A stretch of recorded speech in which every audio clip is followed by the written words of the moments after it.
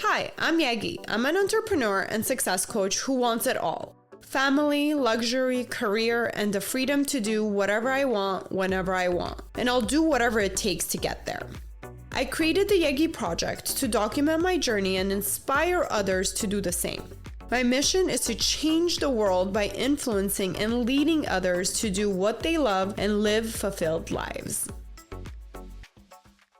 Hello.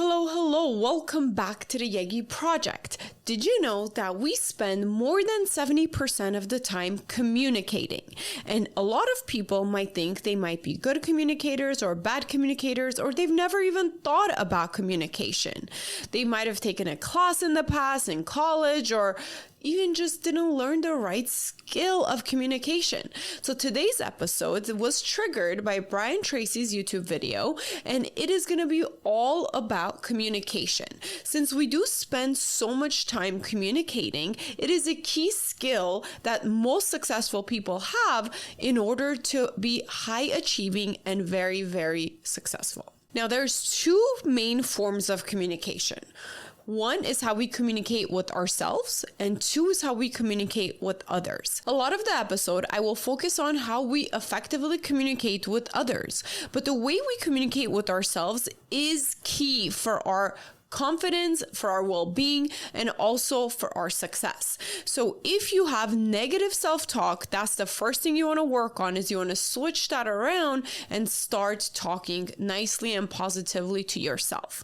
And we did talk a lot about this subject in a different podcast, which we will link below for your reference. But if you guys want another specialized episode just for this, comment below and I'll be more than happy to record something for you. So communication is a skill. You are not just a good communicator or a bad communicator. You don't love it or hate it. It is actually a skill. If you were taught this from when you were really young and your parents had great communication skills, it probably got passed down to you. But a lot of times it does not, and we have to work on this skill to build it. Now, like I said, most of the time, over 70%, we are communicating. So it is only logical to try to fine-tune that skill to be good at it, especially for my audience who want to be leaders and successful and entrepreneurs. So before we dive into how to have better communication skills, character plays a huge role in communication as well.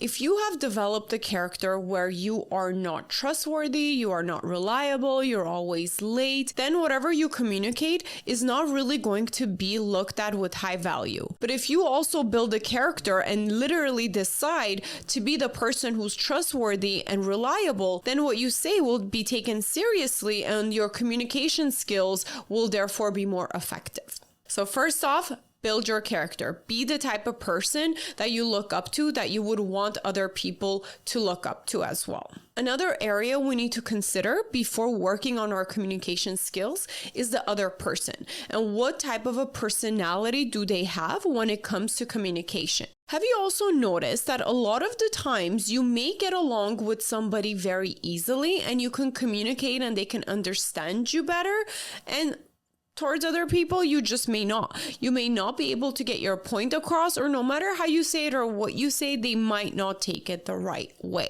Now, all of those are a communication skill, and we each have a different way, different personalities and different ways we communicate and receive information that's communicated to us.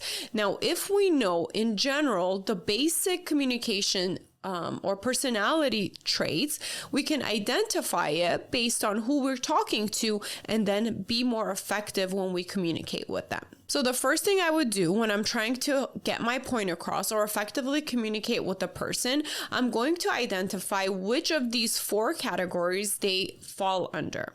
The number one is relators. There are people who love to be related to. They want to please everyone. Everybody wants to be happy. They don't want confrontation. They don't want arguments. They just want to make sure that everybody's happy. And these are the people that are relators. Now, the way we want to approach our communication communication with relators is that our key message, or the way we even open the conversation, is we want to relate to them, that we understand. And this is how everybody's going to be happy. Most people pleasers are also relators. They want everybody to be happy. So when we know this in the back of our head, we know how to approach the conversation. Our main goal, our agenda, almost, their value is to be relatable. That's what you focus on when you're trying to make your points to get what you want or to communicate the message that you want to get across. Since relators a lot of times like to seek approval from others, sometimes this is looked at as a negative thing, but I don't think so. We're all different and nothing is good or bad. We're just all different in our own amazing ways. But a lot of times when people are relators, they are in fields like nursing, counseling, teaching. These are the type of people who really want to relate to others, teach, be a community, let everybody be happy. The second is our analyzer. Now, our analyzer doesn't quite care about pleasing other people or keeping everybody happy. They are focused on facts and they just want to make sure the numbers and everything makes sense. So with an analyzer, since they love the facts and they focus on results, we know that's their value. And that's what we're going to be focusing on. We're going to give them the data and make sure that everything makes sense. So a lot of our analyzers are very detail oriented and they seem to be in fields like accounting, engineering, programming, anything that could pretty much set a hard data to give them results. The third personality style is a director type of style. And this person likes to get to the results. They don't care about pleasing other people. They don't care about anything else. They just want results. That's their main goal. So if you're focusing on a director type of personality, you need to approach everything in your communication with the end goal of all of this is going to end up and give us better results. And that's how you could be effective communicator with the director. Now, can you see how all of this, if you are working with a director type of personality or a people pleaser type of personality, how you may kind of go about your communication?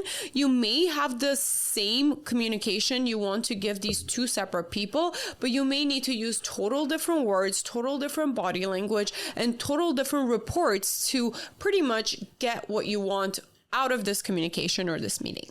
Now, the fourth type of person is an expressive person. So this is kind of a good mix between being able to communicate with people and also focusing on results. So your expressive personality is going to be your managers, your team leaders. The expressive personality trait is good with people and is also goal-oriented. So when you're approaching a person who is an expressive person, you do want to focus on this is how we're going to keep everybody happy, plus this is how we're going to get the results. So ABC is the facts that I'm pretty much using in order to get to what they want to achieve.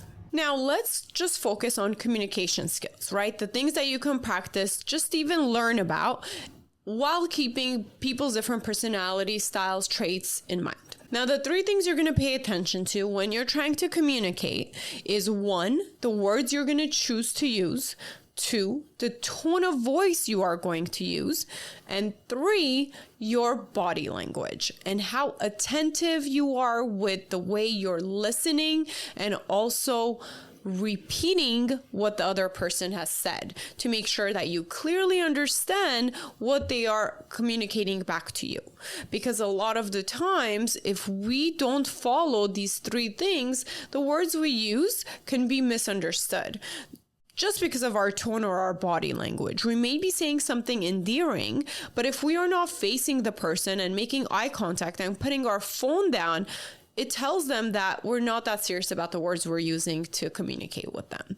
So pay attention to those 3 things, right? And a lot of times, slower, more calm voice always gets the communication across much better compared to raising your voice or speaking too quickly. It just seems like you're either in a hurry and you don't care about somebody, that you just want to say whatever you need to say and walk away. And if you're using a high voice, automatically it seems like you're angry, upset, or you're trying to control them.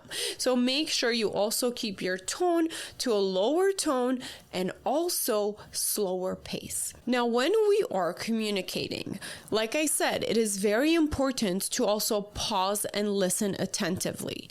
If we are not pausing and listening attentively, the other person might not fully get their point across or really be able to explain what they're trying to say before we jump to conclusions and pretty much speak over them with the thoughts that are in our head. Now, again, the reason why we pause is to give them a chance to fully finish talking and express themselves before we say something else. Now, we need to keep in mind, just because we've worked on our communication, it doesn't mean the other person has too. They might not be the best communicator. So this is where the pause really comes in handy. Let them fully say what they're going to say. And it is also going to give you almost like an advantage because you'll hear everything they have to say. And when you're listening, there are some things you're trying to analyze and figure out what they're trying to get across. So you want to figure out who they are, what's important to them, and what their emotions are. And if they have a problem, what is their problem and how can you solve it? And this is why also, if you're a great communicator, you will also be great in sales. You will also be a great friend, great partner, and all that good stuff. So communication is really important. So keep in mind, when we are communicating, a lot of the times we're listening and then we're trying to understand the person we're talking to. Then we're reassuring them that we understand what they're saying, what their needs are, what their problem is, and how we're going to solve it. If you approach your communications with these things, there is no way the person you're talking to is not going to be understanding nor happy that you're at least putting in the effort to understand them. Now, we've talked about pausing and repeating what the other person is going to say. So basically paraphrasing what you think they mean, because a lot of times we can misinterpret, or if anything that they've said is not what we understood, it gives them a chance to kind of repeat and explain further and be more detailed to make sure that you understand. And especially if there's anything that's kind of unclear to you, especially if it's your boss, your partner, anybody actually, if they're giving you instructions of what they need and what they want, and you're unclear at any of it, don't just assume and jump to conclusions or think you could figure it out later, or even question that, hey, I should know what they mean. I should know what they're saying. Ask questions, ask follow-up questions, clarify. Make sure you're crystal clear on what they are trying to communicate to you. That's kind of how a lot of problems could be avoided and solved, and everybody can be happy after a meeting, after a conversation, and all that good stuff. Now, if you really want to be an effective communicator and an awesome leader, you want to first seek to understand before you are understood. This is going to help you a ton with how you relate to other people and how much of a leader people see you as. This is going to build your character. You know, that's one thing we talked about in the very beginning of this video, which could take some time, right? Building a skill is a little bit easier than building character because you need a lot of little skills to become that person, to have that character that people kind of see you as. So in general, there are talkers and there are listeners. So in a romantic relationship or even a friendship, a lot of times opposites attract. So if you're a talker, you will most likely be with a listener and vice versa. Or at least the one who's more of a talker will be with someone who's more of a listener, because then they're more compatible and they can effectively communicate better, right? But if two people are just talkers and not listeners, so let's say 80% of the time me and my partner like to talk, then in our conversation, we're just going to speak over each other. We're just really not going to be compatible. So maybe even when you're dating or in relationships or even friendships, you kind of want to identify and be like, hey, what is this person's style? Are they talkers? Are they listeners? And see if that's going to be something that will be compatible with you. Because That's unfortunately a hard thing to change unless somebody's actively has a mission to be like, hey, I'm going to be a listener now instead of a talker. Sometimes we are just the way we are, and we got to accept that and surround ourselves with people and partners that are more compatible with us. But anyways, that's a whole other subject with compatibility. But talkers and listeners, right? So listening could be really key for you to communicate effectively. So pay attention. If you are more of a talker, you do want to work a little bit on your listening skills. So it's totally okay to be talking 70% of the time of a conversation if you're just talking to one other person. But remember, you still need to take that pause and listen to what the other person needs to say. And for my not so much talkers, the people that are listening most of the time, if you come across another person that's really also a listener and not a talker, that's also when we can have kind of an awkward moment. But keep in mind, maybe that person is, again, more of a listener compared to a talker. So maybe you need to push yourself and get out of your comfort zone and try to ask questions and try to talk more. Words have so much power. We have heard that, right? So we want to pick and choose our words very carefully. Think through what you're going to say and choose your words wisely before you speak, especially if you're heated and you're angry and you're just kind of going into a conversation in that state of mind.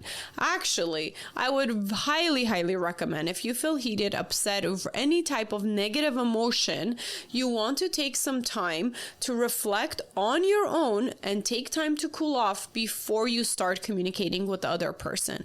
Even in the middle of an argument or a conversation, if you find yourself heating up, just say, all right, we're going to table this. We're going to walk away. I need to cool off and let's revisit this topic.